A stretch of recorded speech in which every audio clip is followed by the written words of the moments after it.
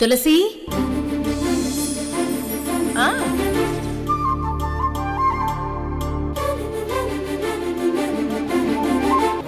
నువ్వు జ్యోతిరాదిత్య ఫ్రెండ్ కనుకే కొలీగ్ కనుకే నాకు నీ హెల్ప్ కావాలి. నేను నీకు చేయగలిగే హెల్ప్ ఏముంటుంది బ్రో? నువ్వు నాకేం చేయక్కర్లేదు. నేను చెప్పిన పని ఎవ్వరికీ అనుమానం రాకుండా సైలెంట్గా ఎగ్జిక్యూట్ చేస్తే చాలు. ఏం చేయాలి బ్రో? జ్యోతిరాదిత్య ఈ మధ్య డ్రింక్ చేయడం మానేశాడా? తెలీదు బ్రో. ఈ మధ్య మేము పర్సనల్గా మీట్ అవడం చాలా వరకు తగ్గించేశాం. ఆఫీస్ వర్క్ విషయంలో మాట్లాడడం తప్ప పర్సనల్ విషయాలు కూడా డిస్కస్ చేయట్లేదు. ఫ్రెండ్ అంటే పర్సనల్ ఫీలింగ్స్ షేర్ చేసుకోవాలి కదా శ్రీకాంత్. పెళ్లికి ముందు జ్యోతిరాదిత్య లక్ష్మిని ప్రేమించడం ఏమాత్రం తప్పు కాదు. కానీ పెళ్లి తర్వాత మాత్రం తప్పే కదా, నన్ను హర్ట్ చేస్తున్నట్టే కదా. మరి ఈ విషయంలోనే నువ్వు మళ్ళీ జ్యోతిని రెచ్చగొట్టి మళ్ళీ వాడు తాగుడుకు అడిక్ట్ అయ్యేలా చెయ్యాలి. సంజయ్ గారు, మీకు విషయం చెప్పాలి. జ్యోతిని రెచ్చగొట్టి బలవంతంగా మందు తాగించమన్న సంగతి జ్యోతికి తెలిసిపోయింది. ఒకరోజు నాకు వార్నింగ్ ఇచ్చి మీ అక్క నందిని దగ్గర డబ్బు తీసుకున్న వీడియో చూపించాడు. ఆ వీడియో చూడగానే నాకు ప్రాణం పోయినంత పనైంది. అసలు ఆ వీడియో అతనికి ఎలా తెలిసిందనేది నాకు తెలియట్లేదు. తర్వాత నా యాక్టింగ్తో మేనేజ్ చేశాను. మా చెల్లిని అడ్డం పెట్టుకుని తప్పించుకున్నాను. ఇప్పుడు మళ్ళీ మీరు మందు తాగడం అలవాటు చేయమంటున్నారు. ప్రాక్టికల్గా ఏం జరుగుతుందో తెలిసి కూడా నేను రిస్క్ తీసుకోలేను. అలా చేస్తే చాలా గొడవలు అవుతాయి. గొడవలు అవుతాయో శాశ్వతంగా గొడవలు పరిష్కారం అవుతాయో నీకెందుకు శ్రీకాంత్? నువ్వు నాకు హెల్ప్ చేసి పెట్టు. మా అక్క ఇచ్చిందనుకన్నా 1 2 3 4 5 ఎక్కువ వేస్తా. ఆలోచించుకో.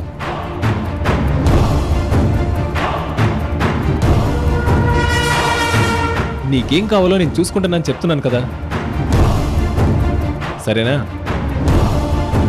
ఎస్, అలాగే అని చెప్పు శ్రీకాంత్. అలాగే బ్రో, ట్రై చేస్తాను. మళ్ళీ జ్యోతిని పర్సనల్గా మీట్ అవుతాను. Thank you bro, thank you so much. It's okay.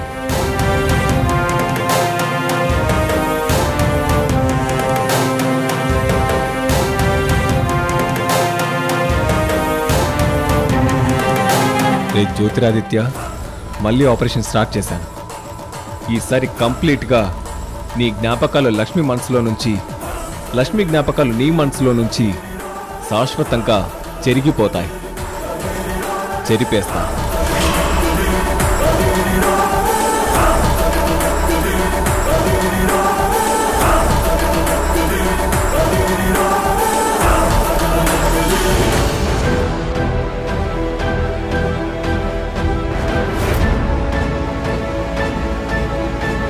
Sanjay Babu phone తీయడంట్రా మళ్ళీ. ఏదో ముఖ్యమైన మీటింగ్లో ఉన్నాడనిపిస్తుందన్నా. ఫోన్ సైలెంట్లో పెట్టినట్టున్నాడు. మళ్ళీ ఇక్కడ నా రక్తం మరిగిపోతుంది. ఆ తులసి పొగరు చూసావు కదా. కన్న తండ్రి వచ్చి బిడ్డను తీసుకెళ్తానంటే భర్త పర్మిషన్ కావాలని చెప్తుంది. టైంకి సంజయ్ బాబు ఫోన్ తీసి ఉండుంటే ఈ పాటికి ఎప్పుడో లక్ష్మిని తీసుకొని ఈ కొంప వదిలి వెళ్ళిపోయేవాడు. మళ్ళీ మళ్ళీ ఆ తులసి మొహం చూసి ఉండేవాళ్ళం కాదు కదా. అన్నా, ఒక పని చేద్దాం. సంజయ్ బాబు ఫోన్లో మాట్లాడేదాకా మనం ఇక్కడ ఉండటం దేనికి? మనం తర్వాత వద్దాం. లేదు మళ్ళీ, లక్ష్మి ఇక్కడ ఉందని తెలిసి ఒక్క క్షణం కూడా నేను బయటికి రాలేను, అక్కడ ఉండలేను. ఎలాగైనా నా కూతురు లక్ష్మిని ఇక్కడి నుంచి తీసుకువెళ్ళిపోవాలి.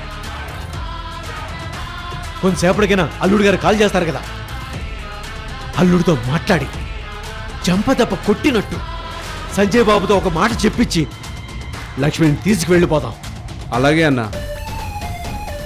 కానీ ఆలోచిస్తుంటే ఎప్పుడు లేనిది లక్ష్మమ్మ ఈ ఇంటికి రావడం వెనక ఆ తులసమ్మ తెలివితేటలో చాలా ఉన్నాయనిపిస్తుంది. అవును మళ్ళీ, ఆ మనిషి అలాంటి కుట్రలు చేసే మనిషి. అందుకే ఆ జ్యోతిరాదిత్య గారి కంటపడే లోపు నా లక్ష్మిని ఇక్కడి నుంచి తీసుకువెళ్ళిపోవాలి. అలాగే అన్నా. నువ్వు నందిని దగ్గరికి వెళ్ళి సంజయ్ బాబుకి విషయం చెప్పమని ఫోన్ చేయించు. అలాగన్నా. నందిని కాల్ చేస్తే వెంటనే ఫోన్ తీయొచ్చు. అలాగన్నా. వెళ్ళు వెళ్ళు.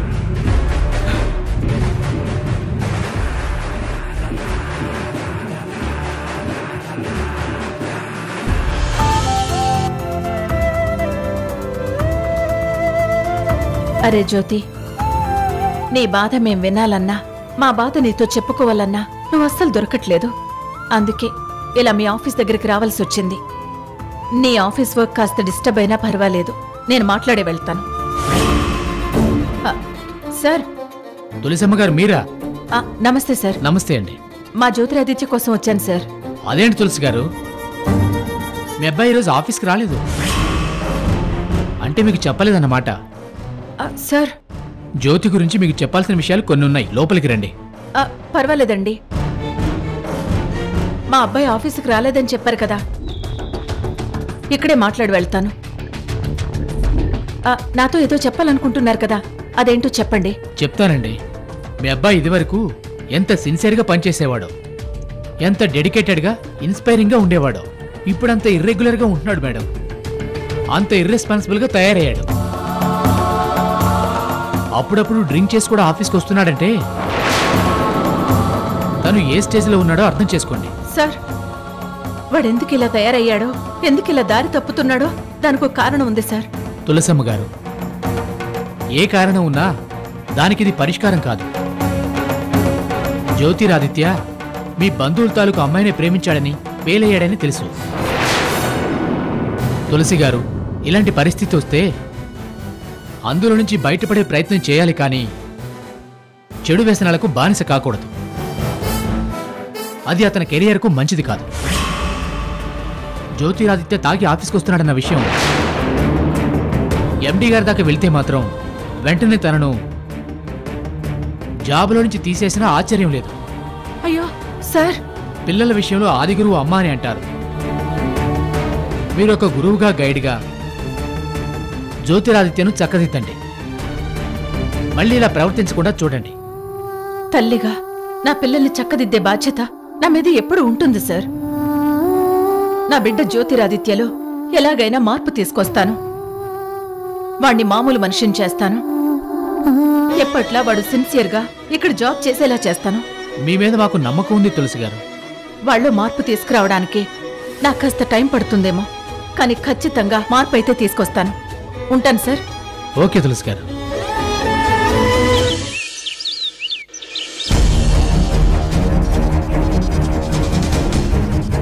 నేను ఎన్నిసార్లు కాల్ చేసినా అల్లుడు గారు ఆన్సర్ చేయకపోవడం ఏంటి? ఇంపార్టెంట్ కాల్ అయి ఉంటుందని తర్వాత తిరిగి కాల్ చేయాలి కదా.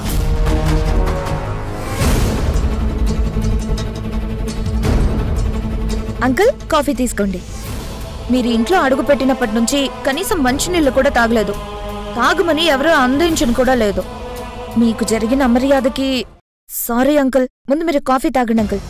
ఈ ఇంటి గుమ్మం తొక్కడమే పాపం అనుకున్న నేను ఈ ఇంట్లో మంచినీళ్ళు ఎలా తాగుతాననుకున్నావు? తీసుకెళ్ళిపో. అంకుల్, ఈ ఇంట్లో అందరినీ మీరు ఒకే కోణంలో చూడకండి. మనుషులు వేరుగా ఉంటారు, వాళ్ళ మనస్తత్వాలు వేరుగా ఉంటాయి. ఆ తులసి ప్రవర్తన మీకులానే నాకు నచ్చదు. ఏంటమ్మా నువ్వనేది? తన మీద నాకు ఇక్కడ దాకా ఎప్పుడు కోపం ఉంటుంది అంకుల్. మీ అన్న చెల్లెళ్ల కుటుంబాల మధ్య ఏం గొడవలు జరిగాయో, మీ రక్త సంబంధాలు ఎందుకు తెంచుకున్నారో నాకు తెలియదు, కానీ నా విషయంలో కూడా ఆ తులసితో అలాంటి చేదు అనుభవాలే నాకు ఉన్నాయి. ఆ తులసి మీకు శత్రువే, నాకు కూడా శత్రువే. అవును అంకుల్, నేను నిజమే చెప్తున్నాను. అలాంటి శత్రువింటికి నువ్వు కోడలుగా ఎలాగొచ్చావు? తులసి కొడుకు ఈశ్వర్ని ప్రేమించాను కనుక రావాల్సి వచ్చింది అంకుల్. పెళ్లికి నన్ను ఎన్నో సందర్భాలలో తులసి అవమానించింది. 10 మందిలో నా పరువు కూడా తీసింది అంకుల్. తను చాలా పెద్ద నిజాయితీ పర్రాలైనట్టు అందరినీ రెచ్చగొట్టడం, పరువు తీయడం తనకి బాగా అలవాటమ్మా. నా పరువు కూడా అలాగే తీసింది. తను ఏకంగా నాకు 2 ఏళ్లు జైలు శిక్ష పడేలా చేసింది.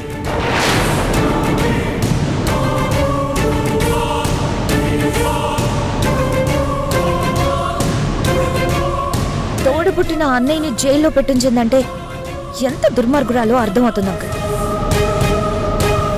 అన్నట్టు ముందు కాఫీ తాగండి. వద్దమ్మా, నేను తాగలేను. అంకుల్, మీరు సంతోషంగా తాగొచ్చు, ఎందుకంటే ఈ కాఫీ నా కష్టార్జితం. ఏంటి? పాలు దగ్గర నుంచి, పంచదార దగ్గర నుంచి, డైలీ ఫుడ్ గ్రాసరీస్ దగ్గర నుంచి అన్నీ మా డబ్బులతో మేము కొన్నవే. మా వంట మేము సపరేట్గా వండుకుంటున్నాం. మీరు తులసికి శత్రువు కావచ్చు, మాకు మీరు అతిథి.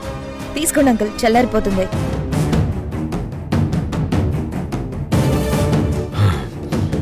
ఇప్పుడు తాగాలనిపిస్తుంది.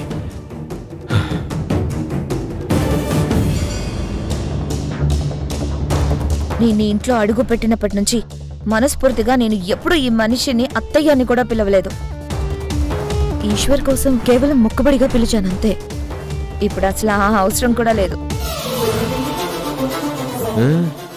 ఈ ఇంట్లో కోడల రూపంలో శత్రు ఉందన్నమాట. Very good. తులసి మీద ప్రతీకారం తీర్చుకోవాలని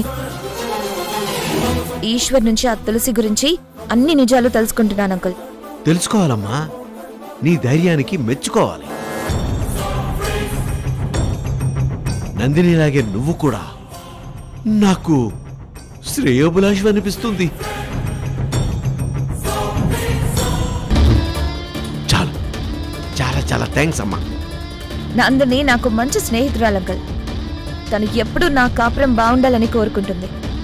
ఆ తులసిని మేము చాలాసార్లు ఆడుకోవాలని, అవమానించాలని కూడా చూసాం. ముందు ముందు ఇంకా అవమానించాలి, నరకమంతా అనుభవించేలా చేయాలి. అవును, తప్పకుండా చేయాలి, చేయాలి. ఆ తులసి విషయంలో మీకేదైనా అనిపించినా అది ఒక సలహాగా నాతో చెప్పొచ్చు అంకుల్. అలాగేనమ్మా. నువ్వు తనకి శత్రువైతే నాకు శ్రేయోభిలాషి కదా. Very good. ఆ తులసిని అంత తేలిగ్గా వదిలిపెట్టకూడదు. ఎలాగైనా తనని ఏకాకి చెయ్యాలి. దిక్కు ముక్కు లేక రోడ్డు పాలయ్యేలా చేయాలి. ఈ ఆశ నెరవేరితే నేను చాలా ప్రశాంతంగా ఉంటానమ్మా.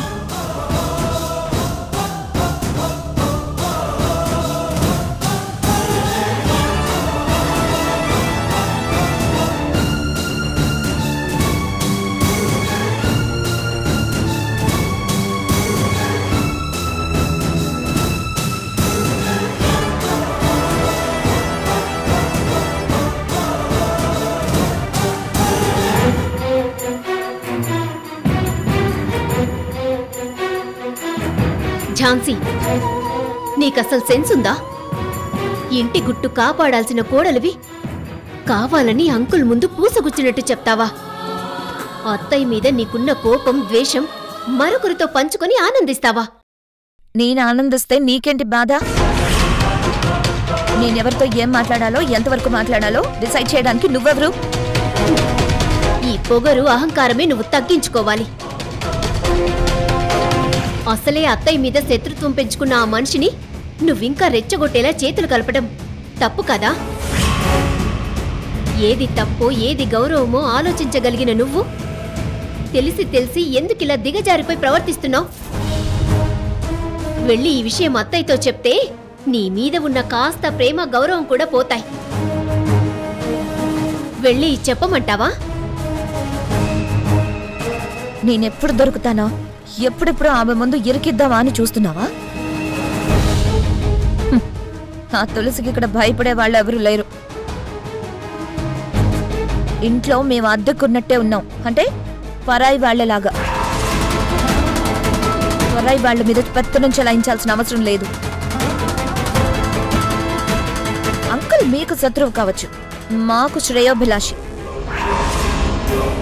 అలానే మేం ఫీల్ అవుతున్నాం. నేను నందినితో స్నేహం చేసినా, గోవర్ధన్ అంకుల్ని అభిమానించినా అది నా ఇష్టం. మీ అత్తయ్య తులసి చాలా మంచిది అని ఆవిడ నెత్తిన పెట్టుకుంటున్నారు కదా, నువ్వు నెత్తిన పెట్టుకుంటే పెట్టుకో, నాకెలాంటి అభ్యంతరం లేదు. మంచి ఎంత చెప్పినా నీ మనసుకెక్కట్లేదు. ఇలాగే వాళ్లతో చేతులు కలిపి అత్తయ్య గారిని బాధ పెట్టాలని చూడండి. కానీ అత్తయ్య గారు ఎప్పటికీ ఓడిపోరు. ఈ కుటుంబాన్ని ముక్కలవ్వనివ్వదు. ప్రాణాల్ని అడ్డేసైనా సరే తన కుటుంబాన్ని కాపాడుకుంటుంది. నిన్ను ఈశ్వర్ని కూడా మారుస్తుంది, ఒక దారిలోనే నడిపిస్తుంది. ఈశ్వర్ నా వైపున్నాడు, నేను చెప్పిందే నమ్ముతున్నాడు. అది డబ్బిచ్చినప్పుడే అర్థమైంది కదా, వెళ్ళి నీ పని చూసుకో.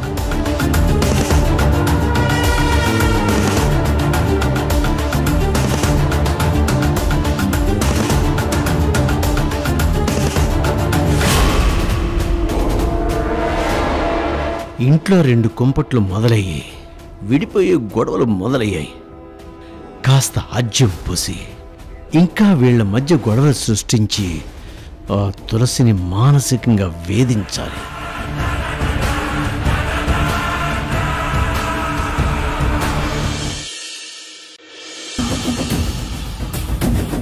అక్క, దాని పేరు రాణి కాదక్కా, కేడి.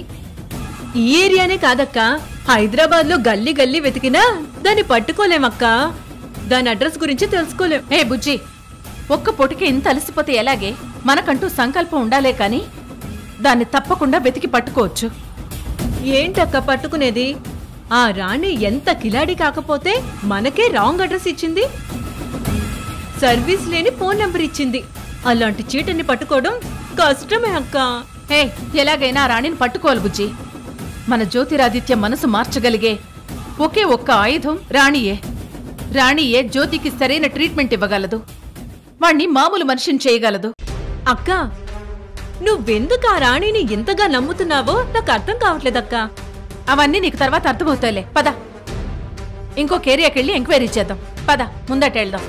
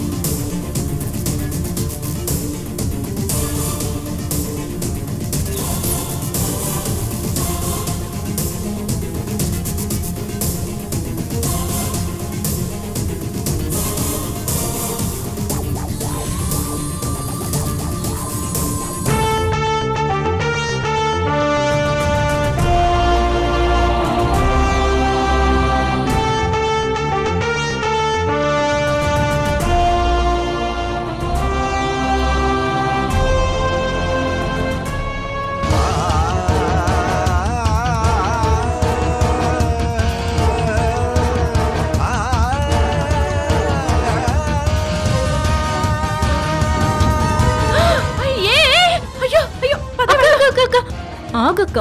అరే, కళ్ళు తిరిగి పడిపోయాడే. కళ్ళు తిరిగి కాదక్క, తాగిన మొత్తం ఎక్కువై పడిపోయినట్టున్నాడు. మనకెందుకు, వెళ్ళిపోదాం పదా. ఏ, మన కళ్ళ ముందు అలా పడిపోతే అలా ఎలా వెళ్ళిపోతాం బుజ్జి?